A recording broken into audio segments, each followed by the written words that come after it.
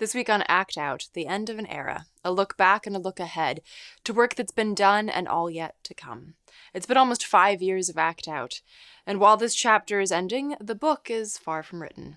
We're gearing up for deeper dives, beyond surface headlines and rapid-fire news cycles, and we want you to be a part of it. So here's to raised fists, sit-ins and shutdowns, and a lot more marching in the streets. See you on the front lines. Rockets! Blockade! Bulldozers swarm outside the checkpoint gate. An orange flash broke the hush and blew me into the street. I awoke next to the body of my baby. No! Welcome to Act Out. I'm Eleanor Goldfield, and this is your tipping point. And this is our last installment of the weekly show. After this week, we're shifting all of our focus to longer-form, deeper dive reporting. Act Out isn't so much ending as it is evolving, and I want to not only thank everyone that's been a part of making this show possible, but I also want to invite everyone to be a part of what's to come, our new work. Our first foray into the deeper reporting will be Hard Road of Hope, a piece about my time in West Virginia last fall, covering coal, fracking, and the radical past that seeks to shape West Virginia's future. But before we get there, let's take a look at where we've been.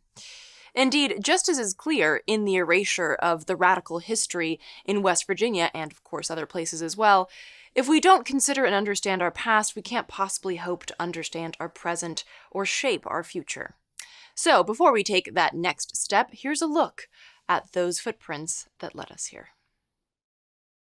I think we create a false dichotomy between environmental, land, and food issues and issues that are social and economic. I think that racism, unfortunately, permeates every aspect of our society. In a brilliant display of dissent, Spanish activists organized the first hologram protest in history, stating that the only way to speak their minds now is through hologram. This fantastically creative action has sparked international condemnation of the gag laws and has opened up a whole new world for activism in the digital age.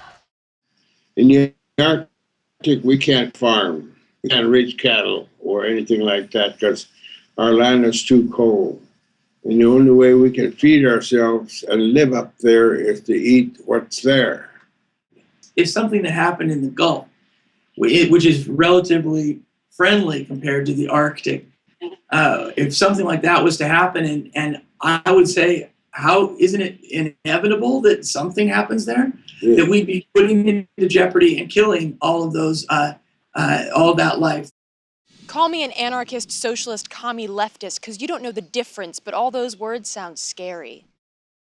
We wanted to make the point that if we're fighting for social justice, then it's not a parochial fight. It's not just something that we care about. It's something that millions, hundreds of millions of people care about. And it's also something that we can win only if we have solidarity with hundreds of millions of people. Feminism, for me, is about justice, injustice, oppression, sinners, margins. So my feminism, even though it's focused specifically on Black communities typically and media and popular culture, my feminism is one that is always concerned with the impetuses for and implications of oppression. Ladies and gents, I present to you the Bank Local website. You put in your location, and an excruciating 5 seconds later, you get a complete list of local banks ranked from least dickish to most dickish. They also include banks like Bank of America and JP Morgan Chase, just so you can see in comparison how shitty they really are. I feel like if we're thanking each other on Veterans Day, we should be thanking each other for paying attention. Well, awesome. So, welcome home. And and would you like a hug? I would love a hug. Okay. The first onslaught of the settlers came with bayonets, with rifles, with smallpox blankets. But now they come with refineries, with fracking, with pipelines.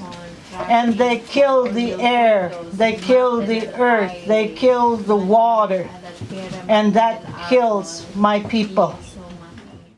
Meanwhile, 3 out of about 523 abandoned mines on Navajo land have been cleaned up. 3. which brings up the other glaring point that many of these mines fall on Native American land, such as Navajo and the Great Sioux Nation. It seems like the military is the only player in the political scene in Egypt. So any voices of dissent, any other discourse or narrative or analysis other than what the military has to say or believes or wants people to believe is not allowed in the public arena. You have to be very careful about who you're talking to, what you're saying, what you're writing. People are getting attacked and arrested for writing things online. You can't win a decisive battle against corruption and elite, fraud, and political influence. You can try to structure things so that it's easier to fight these things. And that's, again, our stuff is very practical in trying to change these structures, try to institutionalize more a culture that's going to object. But yeah, in the end, I can put a leader in charge of the Justice Department who's going to prevent prosecutions. So in the end, the only any kind of assurance is us, the people. 3 weeks ago, U.S. Marshals with semi-automatic weapons came onto my family's property uninvited and threatened us with their violence to prevent us from stopping them from cutting the trees. Anyone working at FERC, this should be your problem. This should scare you as much as it scared me. The last time I was here blockading the entrances to this building, the FERC employees who stepped over us said, "We're just accountants. Don't get in our way, we're just accountants." And I know that all those who profit from the status quo want you to think that you're just accountants. But you are not just accountants. You are more than that. And what we are doing here today, by inviting you to this community table, is to invite you to experience what it feels like to not just be an accountant, but to be part of a community, to be part of a human family, and to experience a different paradigm that is going to see our way through the climate crisis. This is where games are different to other forms of storytelling because they can make you a narrator where you shape the story and you can look in the past on what you did and judge if you were right or wrong accordingly to your moral fiber. Everyone in our American society is inundated with these ideas of who Black people are, being superhuman as far as having extra strength and extra power, but being subhuman in our ability to be rational and make normal decisions, being superhuman in our relationship with pain, and our need for help and support. All of these things affect how people are handled by police officers and by people in the medical field. The most important test is a personality test. It's called the Minnesota Multiphasic Personality Inventory Test, MMPI for short. MMPI is the most used personality test in the world. It's a series of 500 questions. This is not that intelligence test, okay? This is a personality test. Here's where they screw up. This is the place where you could eliminate so many of your bad cops. If you score too high on caring, empathy, sensitivity, you're rejected. I think she's an example of what a corrupt government we have, and the elections were not open. As we can see with the WikiLeaks emails, it was rigged against Bernie Sanders the whole time. So I don't think it's fair that she expects us to forget everything they did against us and now follow her. So I just wrote whatever, private prison systems, the war, Goldman Sachs, Israel. She's also responsible for, foreign occupation, Honduras. There's so many things that we are not going to forget, and we need to make sure people know that this was not a coronation, that we're not going to forget this, and that we're just not going to follow through the Democratic Party after they stole the election. I need American people to have solidarity with Yemenis, because without them, I cannot block this deal. I'm a Yemeni person that I'm trying to speak on my country, but it's the power, it's you guys. The power is with American citizens, that they could come up very easily, Like the least they could do, just call the senators, hashtag remember Yemen. This is what we're doing with coping as well. Talk about it. Make a lot of people, they don't know that what the government is doing to my country a lot, and that was I was so shocked by talking to a lot of Americans in America that they don't know about it. Your money is killing my people. These weapons are gonna be under my country's sky. They're gonna bomb my people. The Democratic Party doesn't just stand for more of the same, they stand for continuously more right-wing ideas, whether that be war hawking, whether that be fracking, GMOs. You have created a place where there is but one party. There's one party, and then there's this neo-fascist over here in La La Land that a lot of people felt that they were like, well, I know he's a racist, but not a good choice. But again, a lot of people felt compelled to make that choice. And this is where we're at in 2016. How many law enforcement officials have been hit with tear gas, rubber bullets, beanbag rounds, had dogs sicked on them, been shoved in metal crates, forced to strip down for unconstitutional searches, been beaten, had concussion grenades almost rip off their arms? I'm sorry, what? No? None? Oh, okay. Is it because that you feel breaking shit is wrong? Why? Is it because you equate the destruction of property with violence? If so, what's homelessness? What's poverty in the richest country in the world? We walk by that shit day after day and never ask for an explanation, but a Bank of America gets busted up and all of a sudden, everyone feels violated. The whole damn system is guilty as hell. This isn't just about Trump, and as I've said before, it can't be.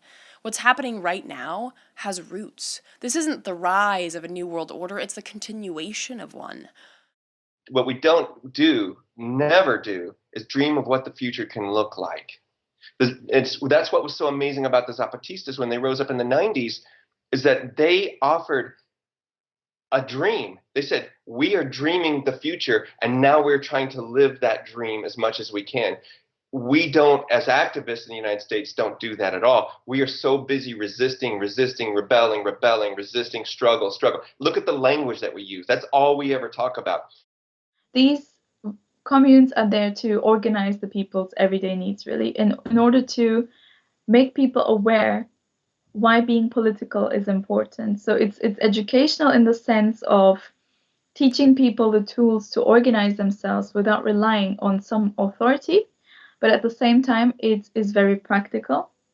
But it's also an attempt to to get power away from higher instances and bring it to the local level, especially on issues that directly concern the people. We need to understand, or people who want to do something need to understand that these issues are all interlinked. Without the arms industry, which is often generated and perpetuated in the West, none of these wars could be led in the Middle East. Without the support of Western governments for countries like Saudi Arabia, Qatar, Turkey, and others, this war could not have been coming to the stage where it is today. There's institutions and there's social hierarchies that can take really good people who have what you think are strong ethical values, and once you put them in a situation and you give them power, and an institution encourages a certain use of that power, it doesn't matter how good you are, you're going to become bad. And that's the situation with police. So all cops are bastards, not because all cops go into policing with the intention of being a bastard, but at the end of the day, they become bastards. And so, yeah, I fundamentally believe there's no such thing as a good cop. And if a cop ever tries to do the good thing in the moment, they very quickly find themselves being run out of the profession. On top of like everything that these communities endure, whether it's extreme poverty, alcoholism, all these different things that come with it, and yet clean water isn't, and clean land isn't available. And it's horrifying to think that these things are getting, that Enbridge is getting away with these things, and we're honestly just sick of letting it happen. I think it's important to keep indigenous youth like us interested and involved in leading journeys like this because our ancestors fought and died for the water and these lands. So it is our responsibility to honor them as well as protect what they fought for. The DACA program had flaws from the very beginning. The fact that it was launched right around the re-election, right around the election talks, specifically to dismiss Obama's catastrophic over 2 million deportations. At the end of the day, you can tell me that you're protecting the children all that you can, but you're deporting our parents, and you're deporting us as soon as we're old enough to not be seen as children.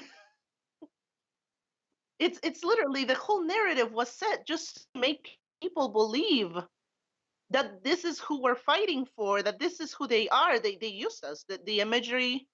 They were using our images, they were using our bodies, they were using our narratives. It's a business thing. Public relations is a massive profiteering industry to manufacture consent. Capitalism is a driving force behind this because there are mass profits in war. War is a racket, as Smedley Butler said in 1935, is the second most decorated Marine in U.S. history.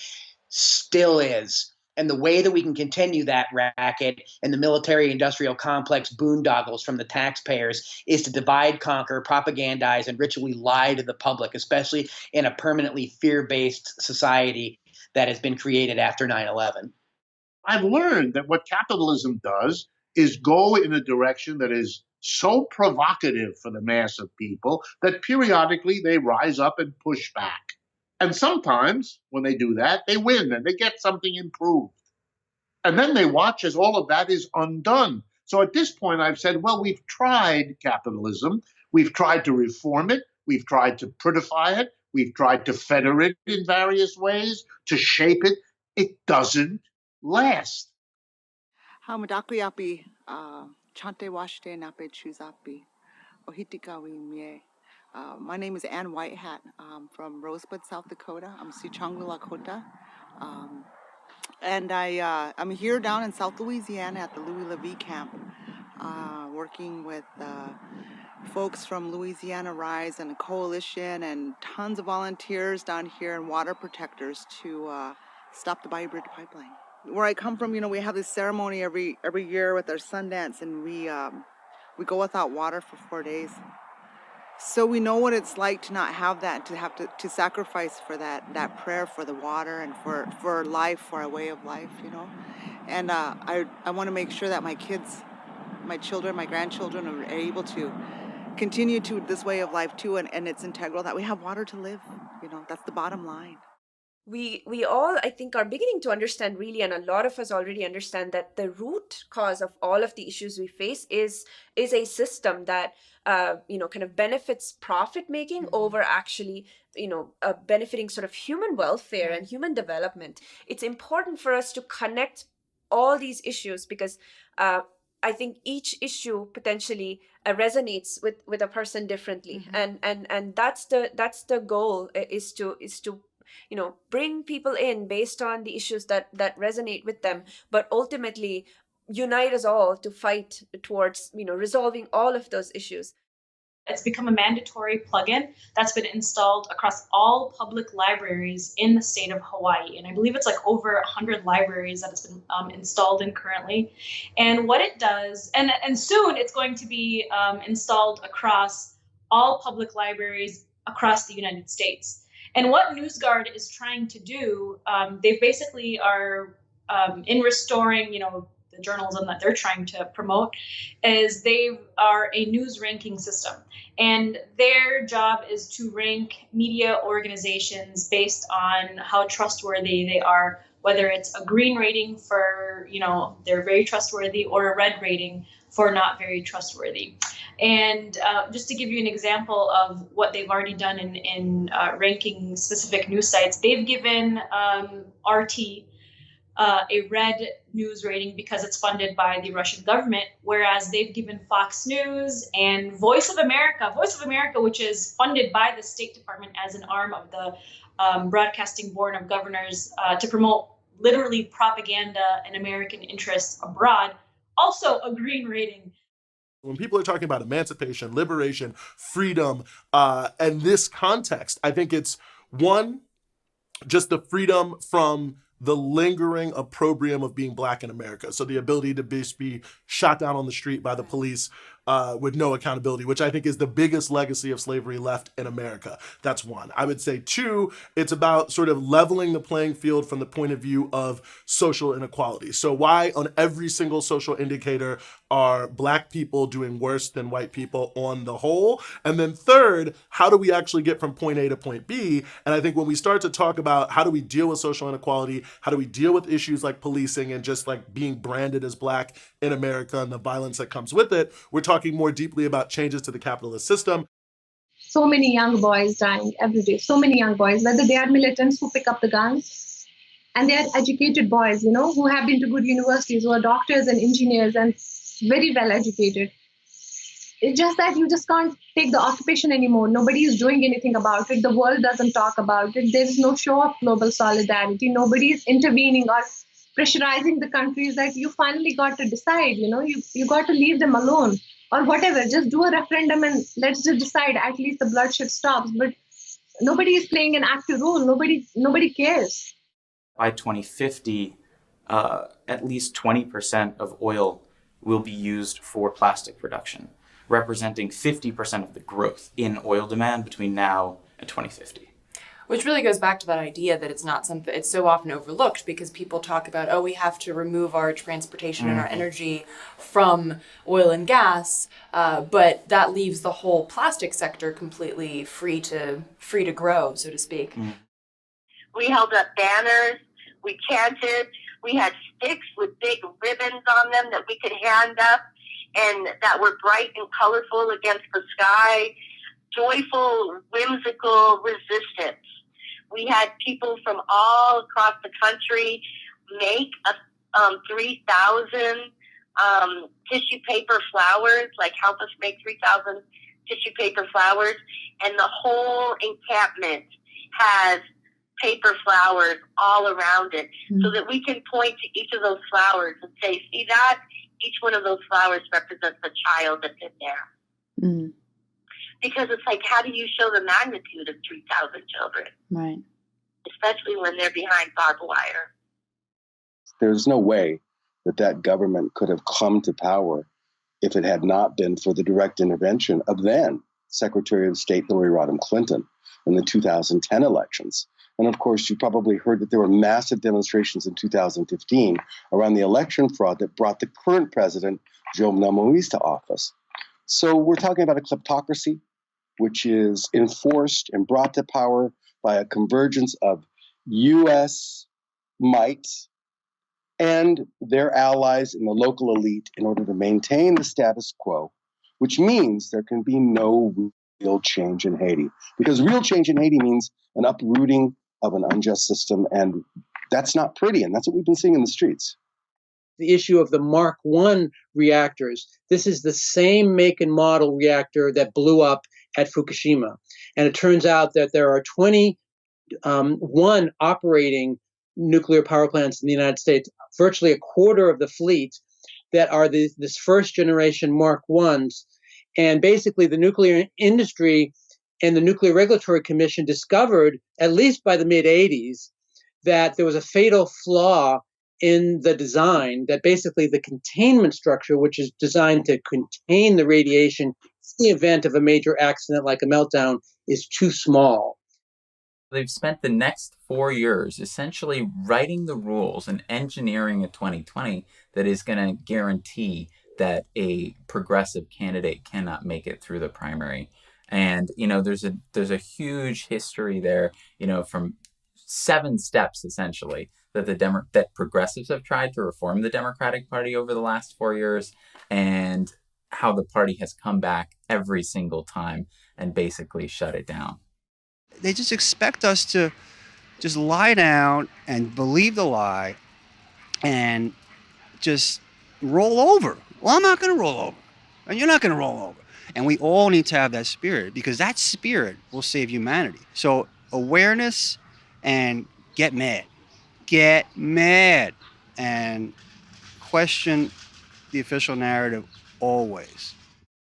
that Indigenous leadership is the single most important thing in this movement. And I'm not saying that because of the fact that we're so strong or we're so, it's not some beautiful, heroic idea, right? I'm saying that literally in this land, our blood has been here the longest and we've been fighting the hardest and we know it the best. And if nothing else, then we know that we know how to survive. And the truth of the matter is, y'all are in some trouble here, right? So I'm saying look towards Indigenous leadership. We've always been here. We're always going to be here. We're going to protect this land, and we know how to survive catastrophe like in no one else. But it's not enough for you to do a land acknowledgement at the beginning. It's time to go back to the heart of what we are as a people, as human people. And that is the radical revolution. When people ask what works, yes, all of the above. We gotta just start without having a perfect plan and learn as we go. That's how this show began, and that's how it's ending. That's how the next chapter is starting. We have to start writing the future even as we continue to question and figure out the present. We have to dream as we plant our feet firmly in the storms of reality. This is our place and our time. Nothing has ever been or will ever be exactly like this. This is when we're alive, so let's live. This is our chance, our opportunity, and yes, our responsibility, from each according to their ability to each according to their needs. And we gotta explore what that actually means in practice. We gotta get comfortable being uncomfortable, choreograph the imbalance of life so that we can, as Emma Goldman noted, dance our revolution. We gotta reach out and hold on to each other in this shared solidarity of the shaken. Laugh, cry, scream, and together tremble, the calm in the chaos. We're gonna fuck up and fail. Triumph and soar, dive, and all that other shit that Dr. Seuss talks about in Oh, the Places You'll Go. We are going to live. We are going to fight and build and truly be alive in our place in time. So as Huey P. Newton wrote, be able to live with hope and dignity. On the front lines, on the flip side. Till next time, good night and act out. And real quick, to keep independent, non-corporatized media like this show going, visit patreon.com/actout.